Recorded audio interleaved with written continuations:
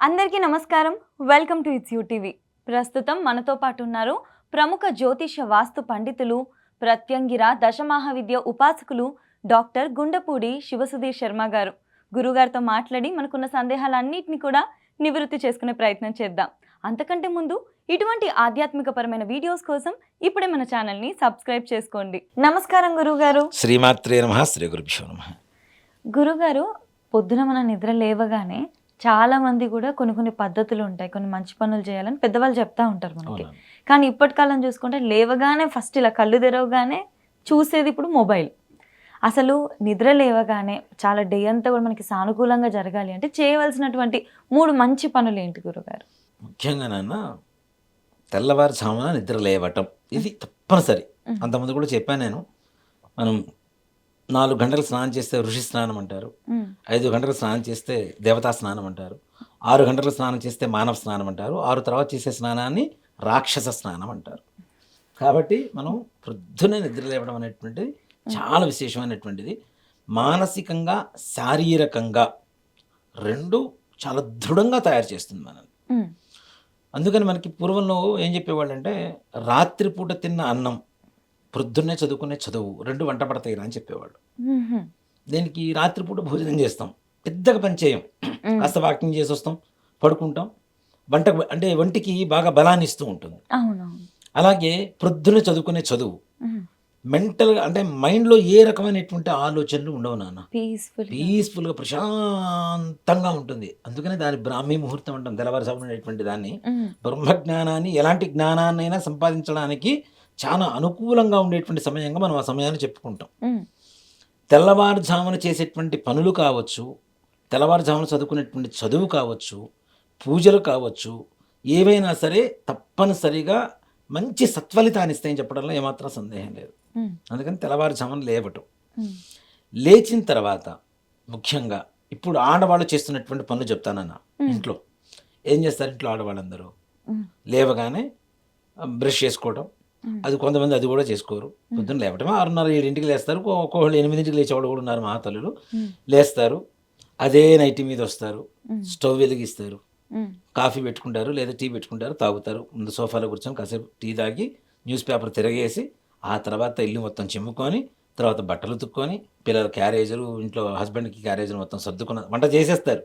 సర్దుకున్న తర్వాత ఆ తర్వాత స్నానం చేసి దేవుడి దగ్గరికి వెళ్తారు వీళ్ళు. దీన్ని రివర్స్ చేసి చూడండి ఒకసారి. దీన్ని రివర్స్ చేయండి.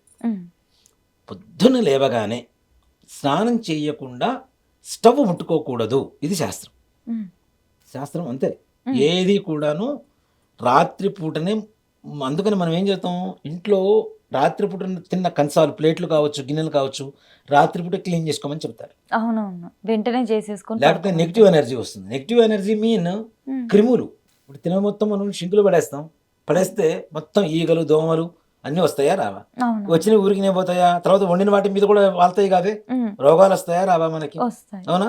ఇప్పుడు వస్తున్నటువంటి ఈ జ్వరాలు ఇవన్నీ కూడా అంటు రోగాలు ఎక్కడి నుంచి వస్తున్నాయి మనకి? గట్టిగా పక్కవాడి గాలి పీలిస్తేనే మనం ప్రాణం పోయేంత పరిస్థితి మనం కరోనాలో వచ్చేసాం. పక్కవాడు పిలిచిన గాలి పీలిస్తే గట్టిగా మనం ప్రాణం పోయే పరిస్థితికి వచ్చాం. అలాంటి పరిస్థితి రాకుండా ఉండాలంటే కనీసం ఇంట్లో ఇలాంటివి చేస్తూ ఉంటే ఏ రకమైనటువంటి దుష్ప్రభావాలు ఉండవు మనకి. కాబట్టి ముందు రోజు రాత్రిపూట ఇల్లంతా శుభ్రపరచుకోవడం చక్కగా, అలాగే ఇంట్లో ఉండేటువంటి అంట్లు అంటాం కదా, అంట్లు తోముకోవడం, క్లీన్ చేసుకోవడం పెట్టుకోవాలి. మరుసటి రోజు పొద్దున్నే లేవగానే ఇల్లు చిమ్మొద్దు, మొట్టమొదటిగా స్నానం చేయాలి. ఆడవాళ్ళు చేయాల్సిన పని స్నానం చేసి చక్కగా అప్పుడు ఇల్లు చిమ్మమని చెప్పండి. మనం పనులు చేసుకున్న తర్వాత మన బాడీ ఫ్రెష్నెస్ కోసం చేసేది స్నానం కాదు. ఇంట్లో ప్రతి మూలన ప్రతి చోట లక్ష్మీ యోగ్యదాయకమైనటువంటి స్థానం అని చెప్పుకుంటున్నప్పుడు మనం స్నానం చేయకుండా వాటిని ఎట్లా ముట్టుకుంటాం? అంటే ఫిజికల్గా కనపడితేనే చేస్తామా మనం దేవుణ్ణి? సర్వాంతర్యామని చెప్తున్నాం కదా, భగవంతుడు అన్ని చోట్ల ఉన్నాడని చెప్తున్నాం. అందుగలడు ఇందులేని సందేహం వలదు అన్ని చోట్ల ఉన్నాడని అనుకుంటున్నాం. అలాంటప్పుడు మనం స్నానం చేయకుండా మిగిలిన ఎట్లా ముట్టుకుంటాం? మనం దేవుడికి సంబంధించింది మాత్రమే నేను ముట్టుకోవటం లేదండి అంటే అది కరెక్ట్ కాదు కదా. ప్రతి దాంట్లో పట్టుకునే చీపురులో కూడా లక్ష్మీనే ఉంటుంది. అందుకనే చూడండి, శుక్రవారం చీపుర్లు పాతవి బయటపడేయం, కొత్తవి తీసుకురాము. మంగళవారం కూడా కొత్త చీపుర్లు కొనుక్కురాము. మరి దేనికి దానికి అర్థం ఏంటి?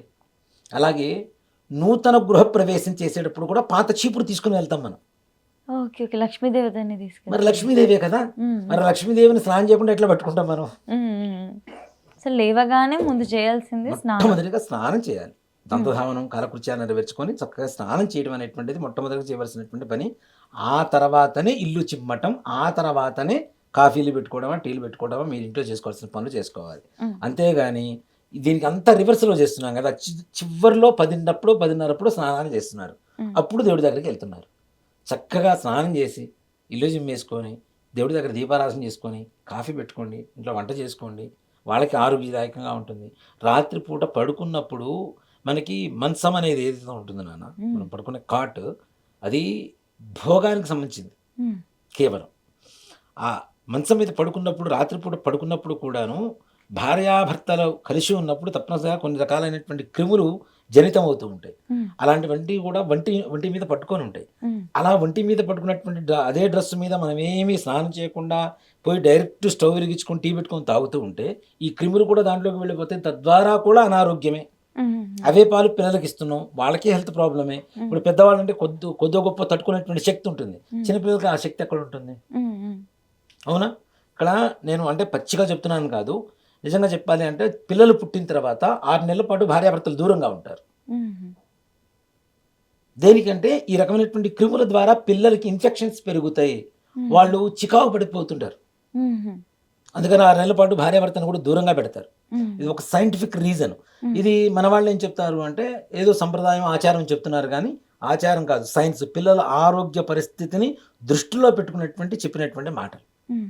కాబట్టి స్నానం చేయటం, ఇల్లు చిమ్ముకోవడం, కాఫీ టిఫిన్, దేవుడు పూజలు ఇవన్నీ చేసుకోవడం అనేటువంటిది, స్నానం చేసిన తర్వాతనే మొట్టమొదటిగా మిగిలిన పనులు చేసుకోవడం అనేటువంటిది ఆడవాళ్ళు చేయవలసినటువంటి ముఖ్యమైన పనులు. ఏనన్నా? దాంతోపాటు మగవాళ్ళు ఏం చేయాలి?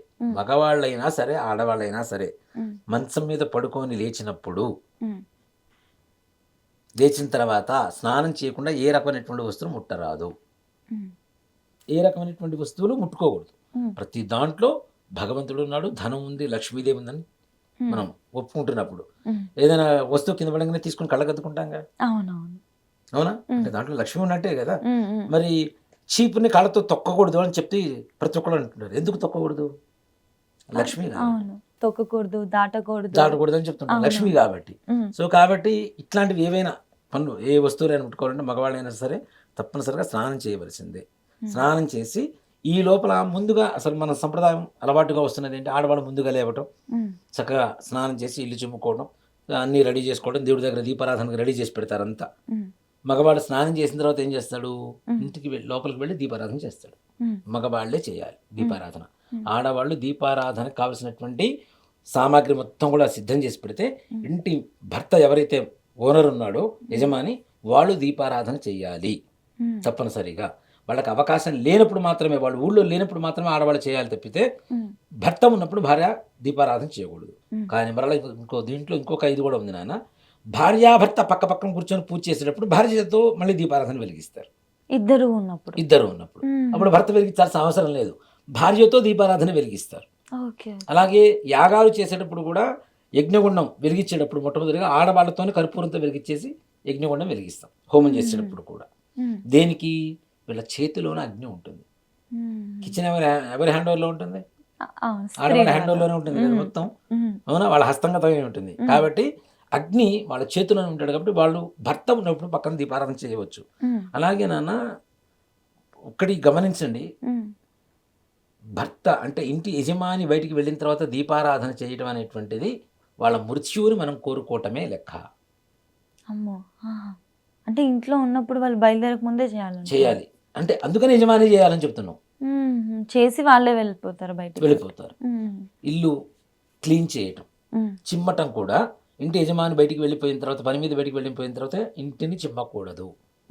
ఇల్లు చిమ్మటం కావచ్చు, దీపారాధన చేయటం కావచ్చు, ఇంటి యజమాని బయటికి వెళ్ళిన తర్వాత తలస్నానం చేయటం కావచ్చు. ఈ 3 కూడా వాళ్ళ మృత్యువుని మనం కోరుకుంటున్నట్టే లెక్క ఆడవాళ్ళు.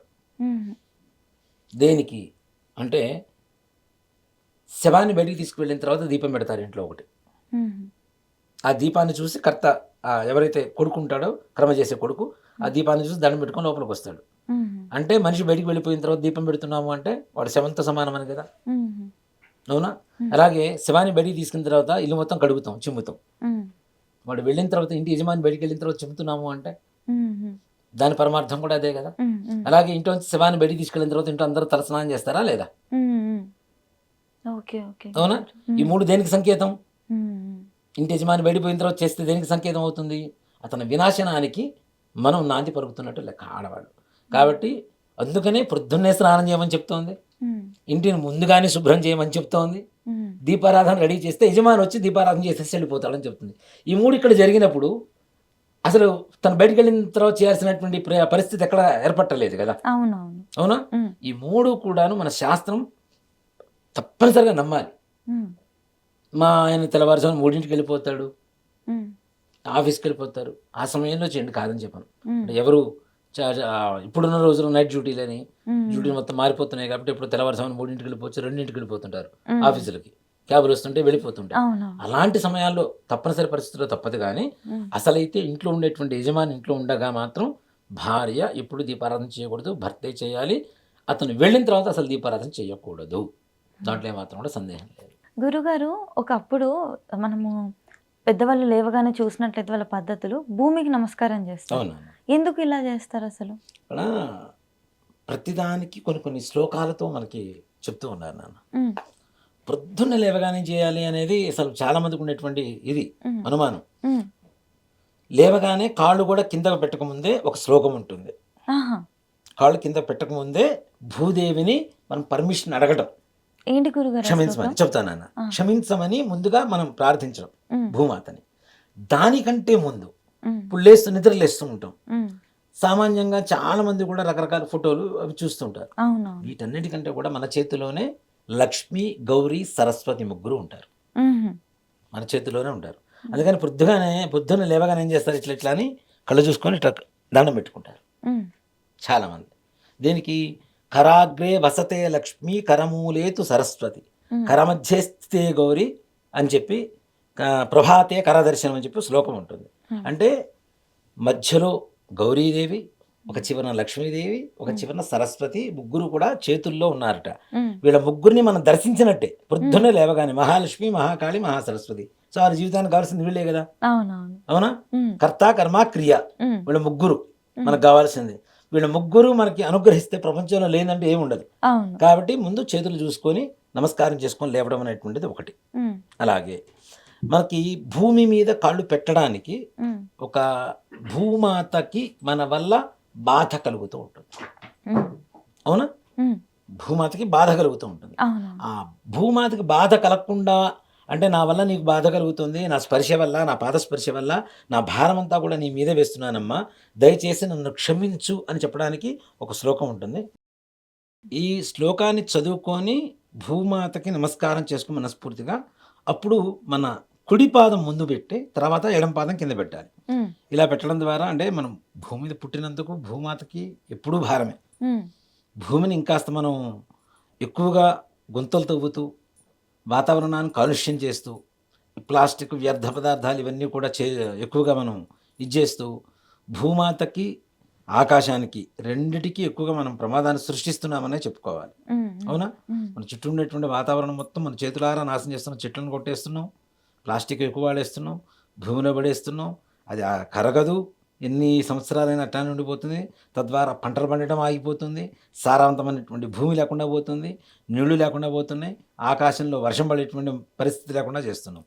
ఇలాంటి పరిస్థితుల్లో మనం మన పాదస్పర్శ వల్ల అమ్మవారికి కలిగేటువంటి బాధ కావచ్చు, లేదా చేస్తున్నటువంటి తప్పులకి క్షమత్వం అంటే క్షమాపణ కోరుకోవడం కావచ్చు.